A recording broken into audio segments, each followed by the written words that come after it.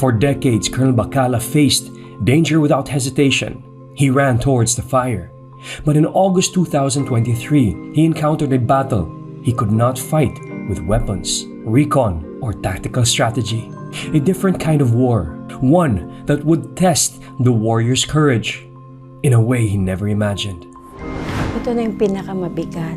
Yung mismo, ikaw, asawa, yung nasaksihan mo na yung struggle, yung battle niya.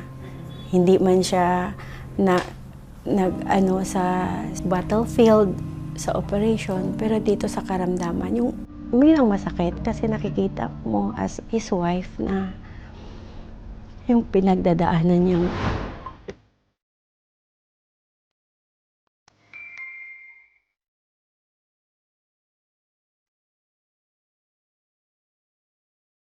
Colonel Bacala's toughest fight wasn't just on the field. On August 2023, he was diagnosed with a tumor in his esophagus. Pero sa laban na ito, hindi siya nag-iisa. He was surrounded by the unwavering support of his friends, family, and colleagues of the AFP. way back year 2020, nagka-ischemic stroke si sir nung pandemic time ito. Later on, nag-recover din siya. Back to normal. Noong year 2022, yun naman, medyo may na-observe kami, medyo parang umapayat siya. Tapos, nung nakita namin na pagka umiinom siya ng fish oil, yung malaking na tablet na yung fish oil, bumabara daw dito sa lalamunan niya. At first, Colonel Bacala pushed through. He ignored the symptoms and continued to serve. But in 2023, the fight became deeply personal. Doctors discovered a tumor in his esophagus. The diagnosis forced him to undergo a grueling major operation. He survived the surgery, he fought back, and he began the long road to recovery. Happy Father's Day. Yet, in April 2026, another critical challenge would emerge. One more battle to test the fighting spirit of this warrior. April 11, yun na yung nag-stomach ache. May kinain kasi si sir na mangga, ripe mango, tapos pati blender rice na lomi. Yun ang pinakain sa kanya. Tapos biglang sumakit ang tiyan. Pero okay lang naman, parang sakit lang. Sabi niya, mahal, masakit ang tiyan ko. Hindi ko inisip na parang emergency kasi wala ka naman naririnig kay sir na hindi ko na kaya o ano. Wala lang, relax lang siya, ganun. Nagsasalita, nag-uusap kami. Parang tinitiis lang pala niya yung sakit. I think Sunday lunch, tumawag sa akin si Ma'am Bacala, umiiyak. Sabi niya, Archie, si sir mo, maluba ang kalagayan. Gulat ako kasi nag-video call pa kami eh. Ano nangyari ma'am? Pneumonia, sabi niya. Sir, kaya natin to. Ang dami nating laban na pinagdaanan. Kayang-kaya mo to. Nagta-thumbs up sa akin si sir. Nagta-thumbs up siya. Ibig sabihin, naririnig niya yung boses ko, naintindihan niya yung message ko. Very confident ako. Tapos, una side note, sumisend niya sa akin si General Tagle, gumaganon daw. Ibig sabihin, lumuluha si Colonel Bacala. Sabi ko, sir, kaya natin to. Sir, happy birthday. Sir, bata mo kami.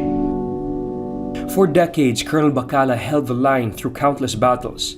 But this time, the warrior's journey came to an end. He passed away due to complications from pneumonia. But behind him lies a lasting legacy, held dear by a loving family, appreciated by a brotherhood of soldiers, and honored by a grateful nation. It was during one of my class times.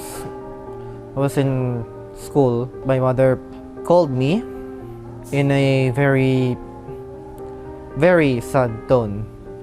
I was wondering what it was when she told me about my father's death. After a few minutes,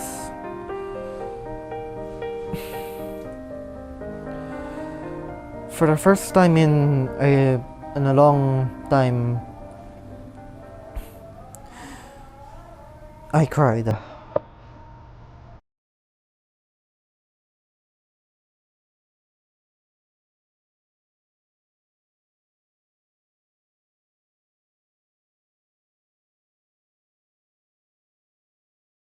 I feel cheated that he was taken too soon. Napakabata ni sir.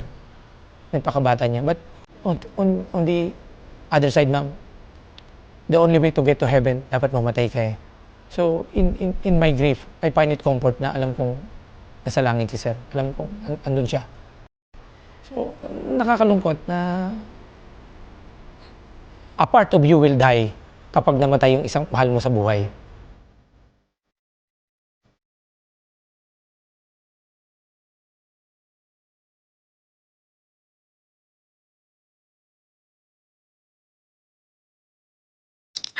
Sobrang na-touch po ako. Hindi ko akalain ganun po kadami na ako nagmamahal sa kanya. Yung bumuwas pa sila galing sa iba't ibang probinsya. Yung mga nakasama niya sa Bataan, kung saan siya na-assign noon. Bago siya na-assign sa Mindanao, may mga kanya-kanya din silang kwento. Nakaka-proud. Nakaka-proud. Yung kahit saan siyang lupalop ng mundo mapunta, marami nagmamahal sa kanya. Napakabuti niya. Hindi lang bilang husband, bilang isang sundalo. Kahanga-hanga po si Sir.